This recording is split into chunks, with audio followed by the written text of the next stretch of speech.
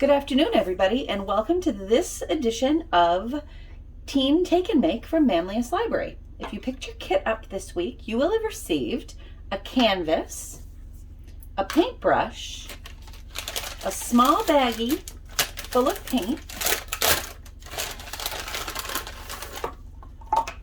including blue, pink, brown, green, and a little bitty containers of white and yellow, and a set of 2 chopsticks. So that's for the painting part of it. We're going to paint a scene of a tree in bloom for spring.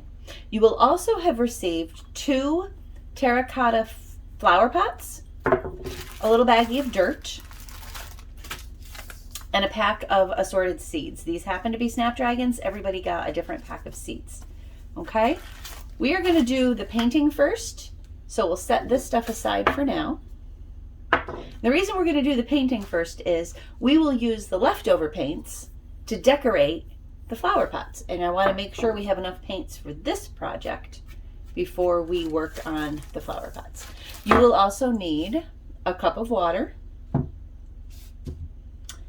and a damp cloth, which I'll just set over here. And then for the flower pot project, you're also going to need a dish of some sort. It can be a plastic plate, a paper plate, a cup. Well, I would do 2 paper plates together. This is just a little plastic dish.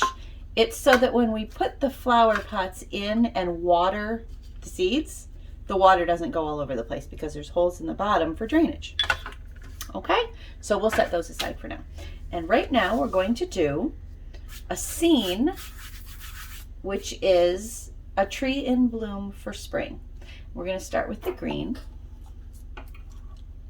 This is going to be done in a couple of different sessions because we're going to do the background and then we're going to let the background dry and then we'll do the rest. Okay, so we're going to just get our brush wet. Take some green and we'll do some green. Not a lot, just some green down here for the grass.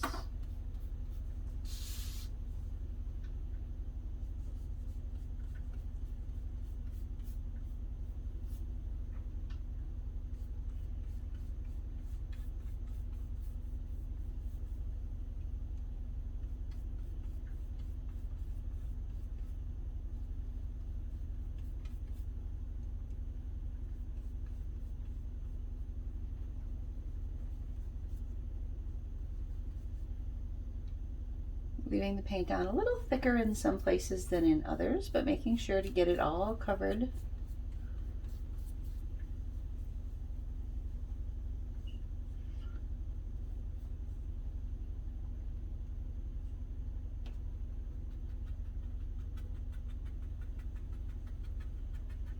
And I'm just kind of giving it a little bit of a yard texture.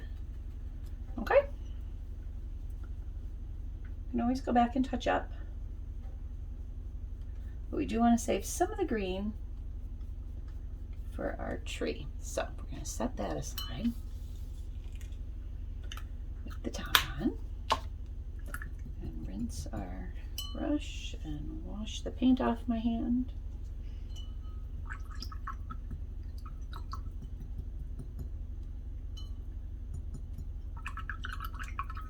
You want to get all the green out of that brush. If you have another brush that you'd prefer to use, of course, as always, you're welcome to do so. Get all the green out of that brush. Okay, and then we'll go in with the blue because the blue is going to be for the sky.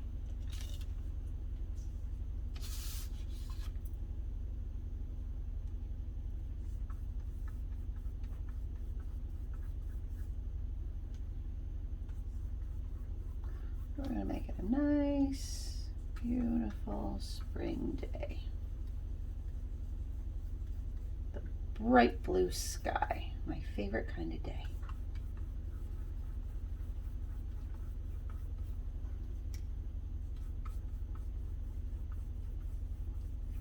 If you want to do your painting horizontal, you're welcome to do that.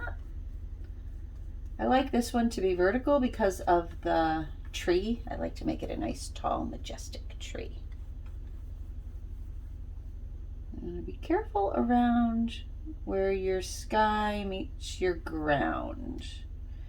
You don't want to blend the green and the blue together too terribly much. And you don't want to get green on your brush when you're putting it back in the blue. Okay. Just covering the whole thing with blue. You could do this the other way if you wanted to and do the blue first, and then once the blue is dry you could put your green in. Either way works.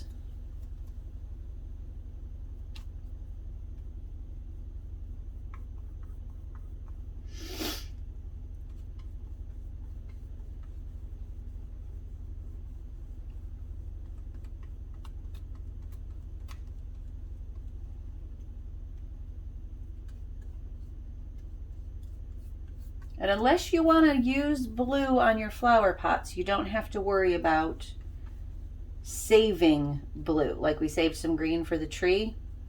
The blue, the only thing in this picture that is blue is the sky. The flowers are actually going to be pink.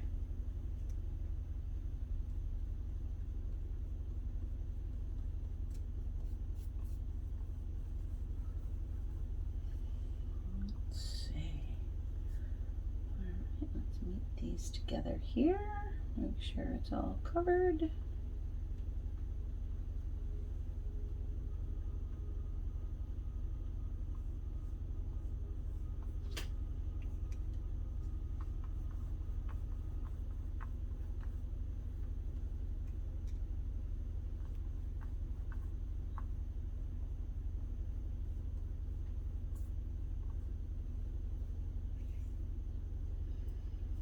As always, I like to leave some texture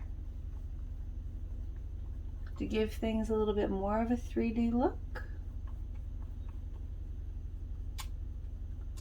Especially the sky, which is always so alive with color and clouds.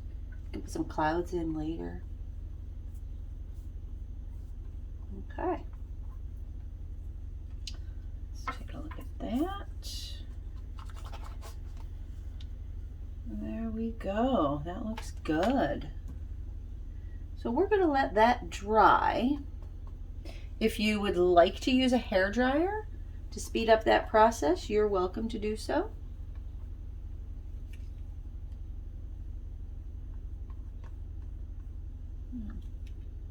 Put that blue on a little thicker in some spots.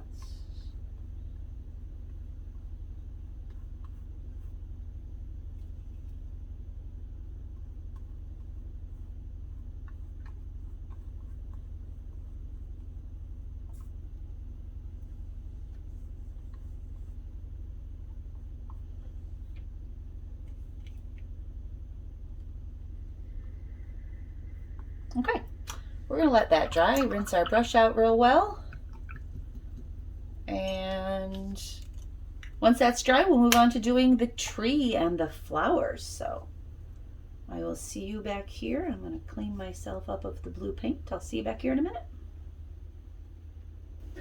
Okay, so it's mostly dry enough for us to put the tree in. So for that we're going to want the brown.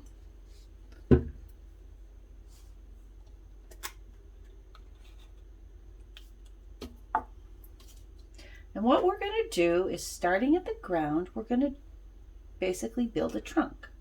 So we're just going to go up and out, and up and out. And that's our trunk. And then we're going to do boughs and branches off of our trunk. Okay.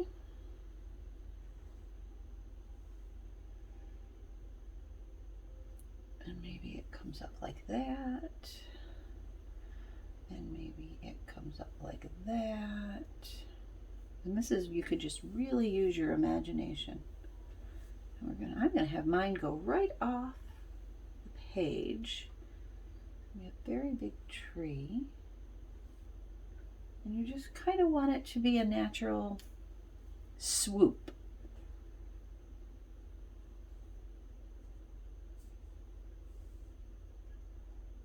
Okay, and we're going to fill this in to the ground.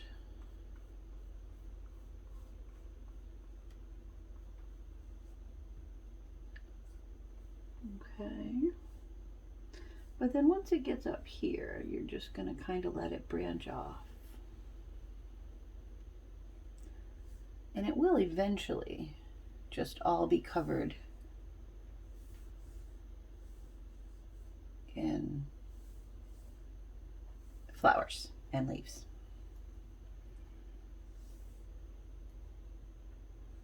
Okay, so just make your boughs and your branches however you want them to go, and maybe start them a little thicker at the bottom and they get a little bit thinner at the top. Okay.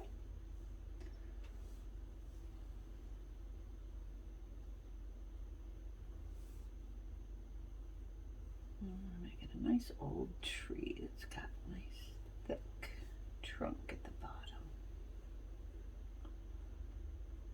And we've got our green, so we can always touch up where the tree meets the ground if we decide we want to. Okay.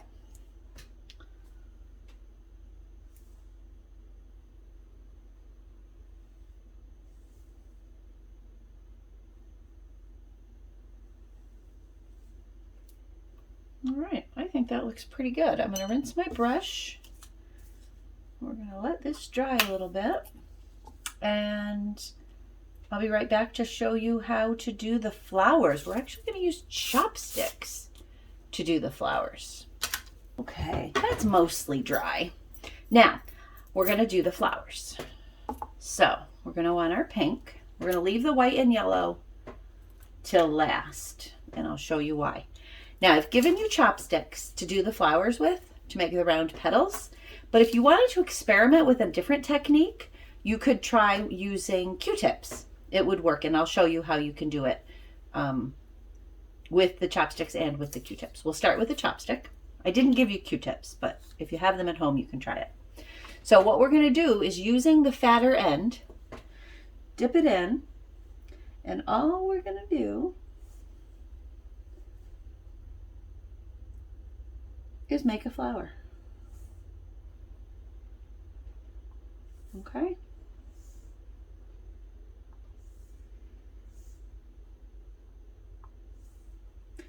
And you are going to want to fill your paper right up, or your canvas right up with these flowers. Now, if you would like to try to use the Q-tips, it's basically the same thing, although you can do it using 4 and have them in a little box shape. And you want to make sure that all 4 ends of the Q-tip are even.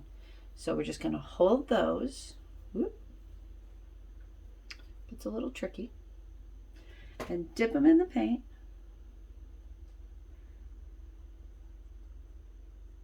And do it this way. Okay? You can try it with 5. You could try it with 3. You could try it with just 1. You could stick to just using the chopsticks. Don't forget to fill in your blank spaces with flowers,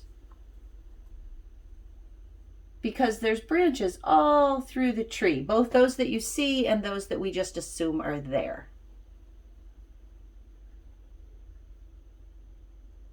Okay, let's try adding a 5th Q-tip. See how that, really anything that'll make a small dot will work to make flower petals, or to make flowers.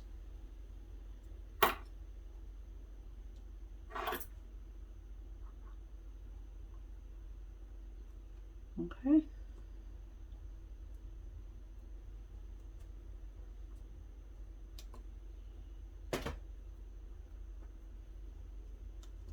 Remember when you're doing your petals to start with the first press in a different spot each time. That way you're spreading out the different shapes of petals across your canvas.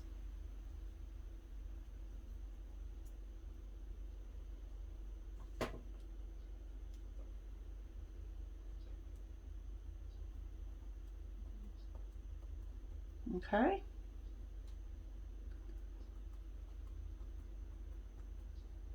And just keep going until you like how it looks.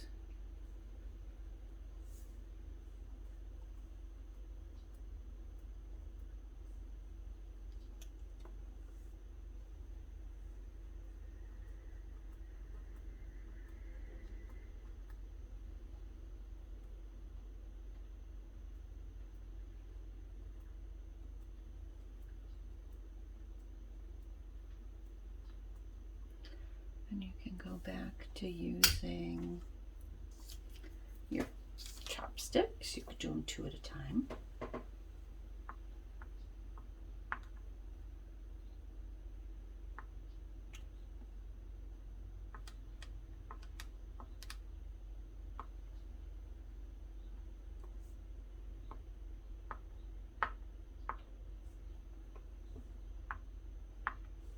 And don't forget to get some flowers on the ground.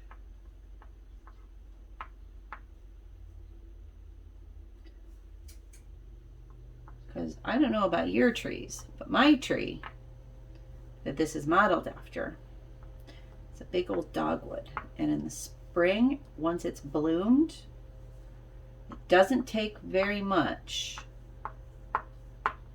for the wind to just knock those petals down.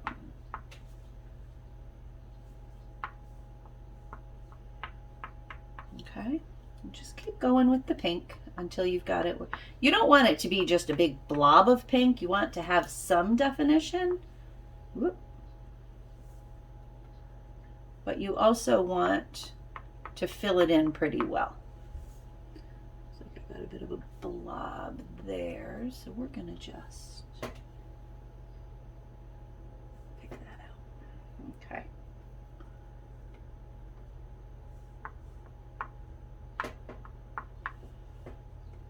All right, so when you get it where you like it, you do want to let this dry again. As I said, this is one of those projects that you have to let it dry in between. So I'm going to rinse off my chopsticks, and then I'm going to go dry this a bit with my hair dryer, and I'll be right back to show you what we're going to do with the yellow and the white. What we're going to do for the yellow and the white is use the smaller end of the chopstick. Now, if you wanted to experiment and use Q-tips for that, all you want to do is take off the cotton. Just pull that cotton right off.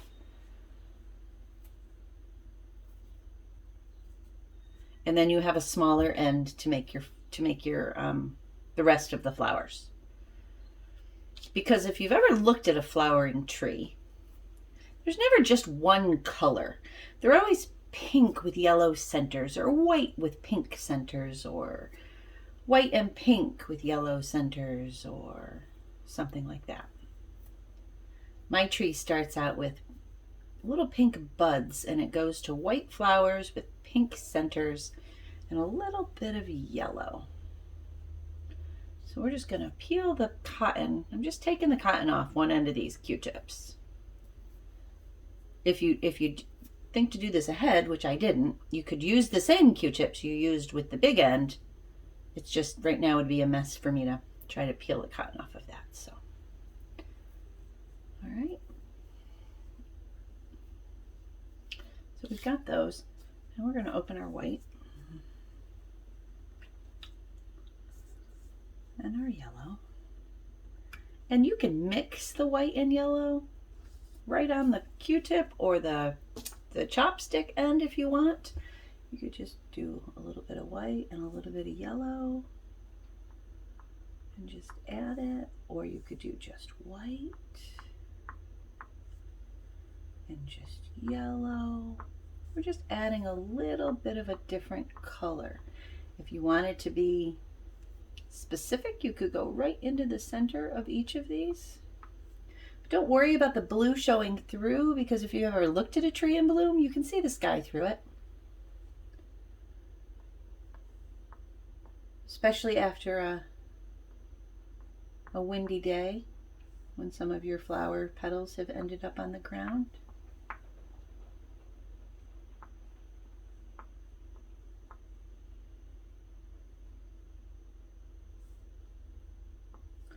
Kind of like the yellow with the white on top. Okay. You can also do the same thing with the Q-tips. Just take the 3 and dip them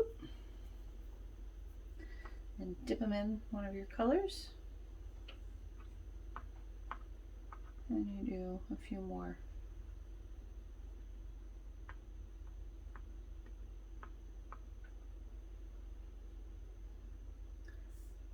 At a time.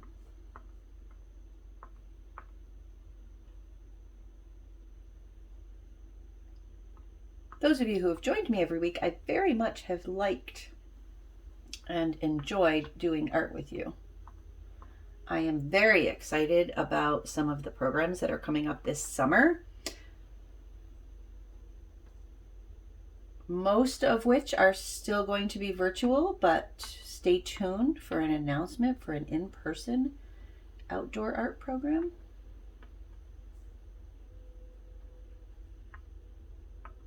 We'll be doing some STEAM kits this summer. And a new volunteer program, Virtual Valentines, will be debuting this summer as well. So just kind of put those wherever you want.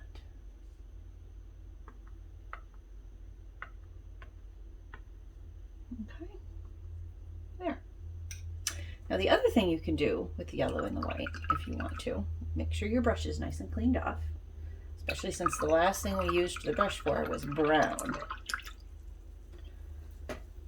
And you can get a little bit of yellow and a little bit of white on a damp but dried off brush. And just do a sun.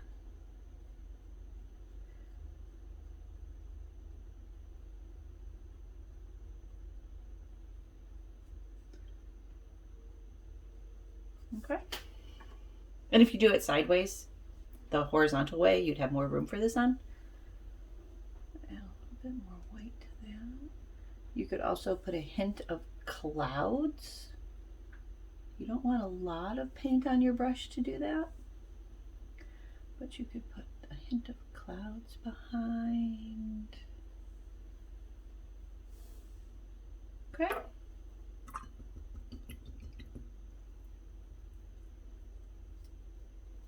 See, just like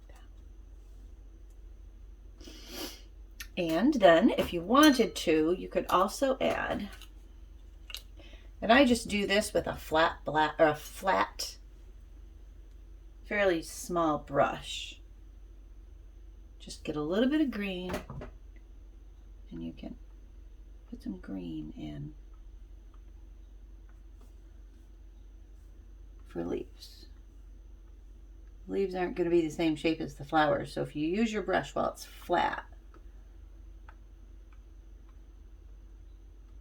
you can get some leaves in there. Okay.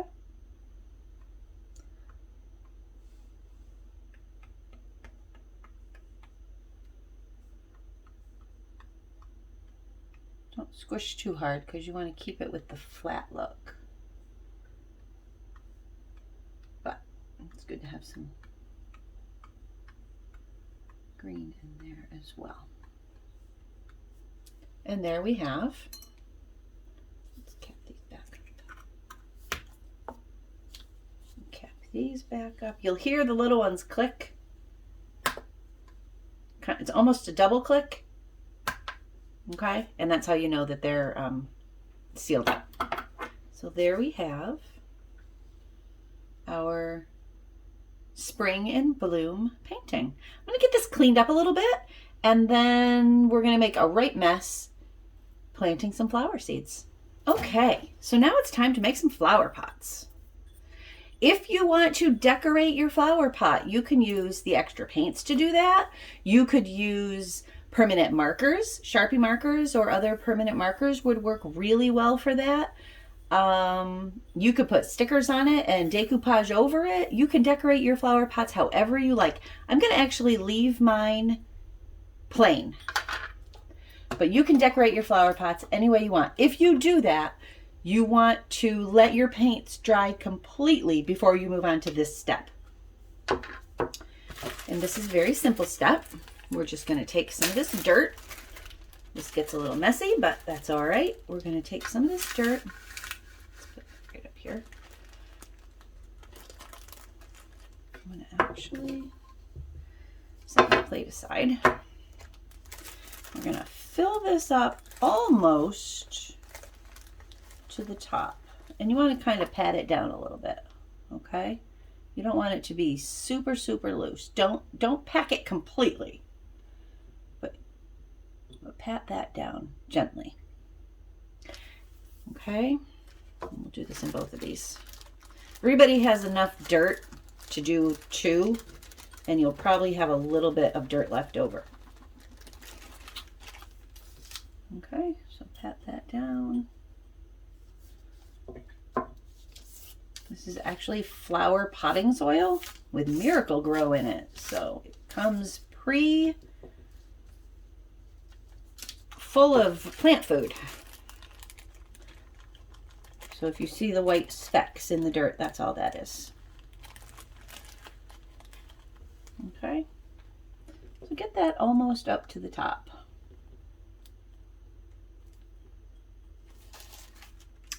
And we're going to take our seeds and very carefully, you want to tap them to get all the seeds down to the bottom. And then we're going to open this up. Now, if you look at the back, mine are snapdragons. Okay, mixed colors. On the back, it gives you all of the care information. It tells you it's an annual, which means it generally won't come back every year. You have to replant them every year. How tall it gets, between 24 and 30 inches at its full height. Planting depth means 1/16 of an inch. That's how much dirt you want on top of your seed, is 1/16 of an inch. Just a little bit. Seed spacing, 1 inch, which means you want 1 seed every inch. We're going to do 2 for this one. We'll do 2 in each of these pots. Okay?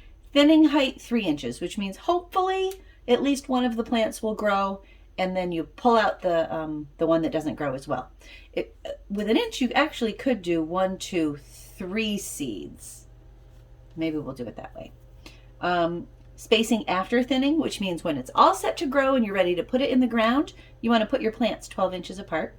And days to germination just means how many days it takes till you can see a plant coming up. So between 10 and 15 days, you should be able to see little plants coming up. And this will tell you all about the plant. Okay? So we're going to open this up.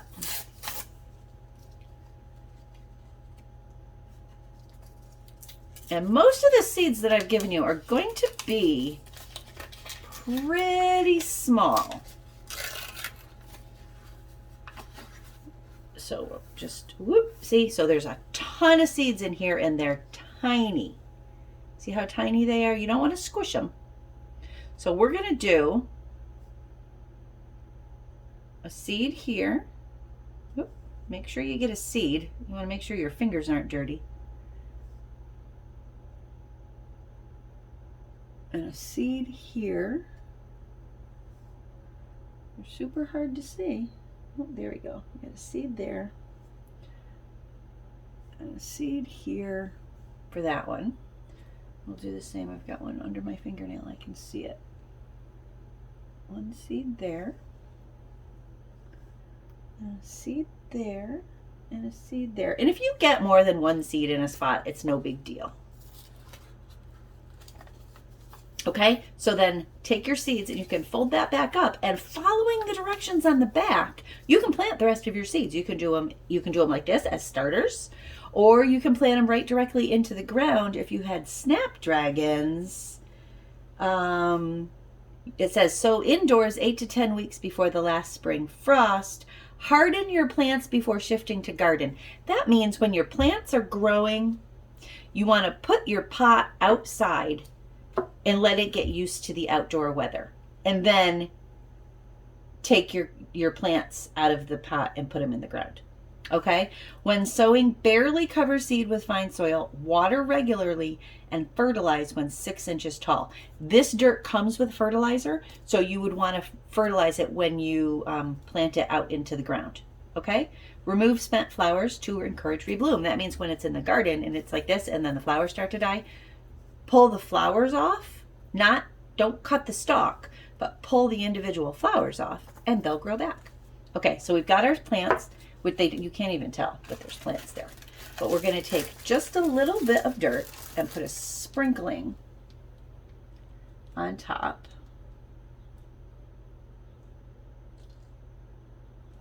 of each one.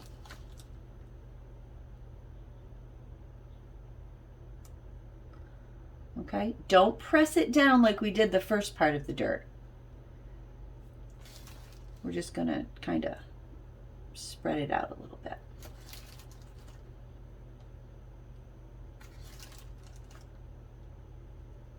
Okay. Make it just kind of a loose dusting of dirt on top. And we want the plant to be able to pop itself right up through once it's germinating. Okay, so we'll set that aside. And we're going to take these. Now, you do want water for this because, of course, we need to water our plants. Don't use your paint water because even though that paint is non-toxic, it's still not good for plants. So I've just got a measuring cup here, and I'm just going to water it gently. You'll see as you put water in, it'll rise up. Until it gets down. You don't want to let it overflow because your seeds are so tiny it could pull the seeds right over the top with it. So when your dirt lifts up like that, just let it kind of. Okay, and then do that with the other one. And there's holes in the bottom of these, so you will see the water start to come out the bottom. Now, because these are terracotta pots, the water will soak the sides and you'll see that the actual pot itself gets wet. Okay. And you want it, just water it.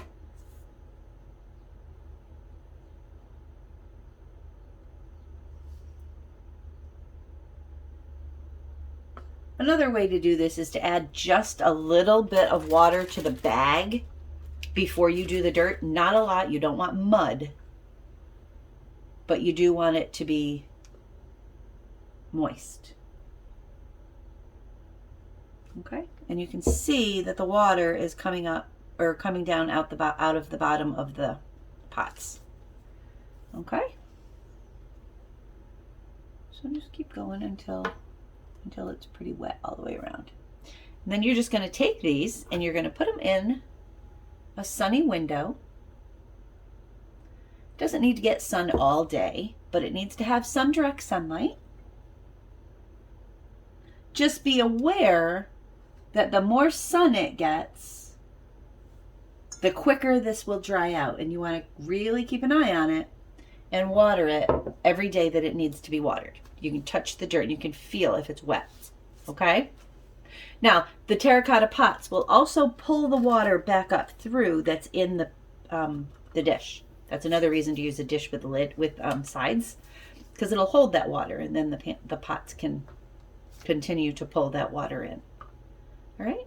And then if you have snapdragons, in approximately 10 to 15 days, you'll see germination, which is the little plants that are coming up. Keep an eye on them. And after a few weeks, one or more of them will obviously be the stronger, better plants. And you can just pull the others out and let the strong plants grow. And then you can replant them right into the garden. Okay?